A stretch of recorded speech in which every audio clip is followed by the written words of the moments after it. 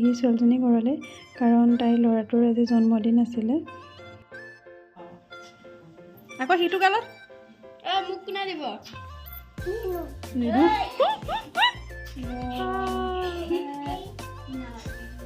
বেয়া নাপাবা আকৌ দিয়া। কেক কটা হৈ গ'ল আৰু এয়া বাৰ্থডে বয় সকলোকে কেক খুৱাই দিছে।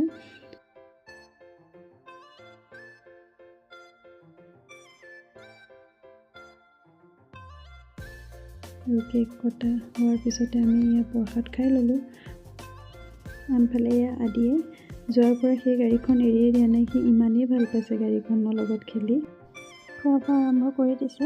এয়া মোৰ ডাঙৰ ল'ৰা মানুহজন আৰু এইফালে পেহী ল'ৰা বৌ আৰু এয়া বাৰ্থডে বয় সকলোৱে খাই আছে ধুনীয়াকৈ। এতিয়া আমি খাবলৈ বহিছোঁ। এয়া গৰম গৰম ভাত আৰু এইফালে হৈছে পনীৰ চিকেন আৰু এয়া মাছ আৰু এয়া চব্জি বুটৰ দালি আৰু ধুনীয়াকৈ ভাত সাজ খাই ল'লোঁ। আজি খানাটো বহুত টেষ্টি হৈছিলে। আদিক এইদৰে দিয়া হৈছে কাৰণ সি খুৱাই দিলে একেবাৰেই নাখায়, সি নিজে খাব বিচাৰে। আৰু এতিয়া আমি খাই ল'লোঁ।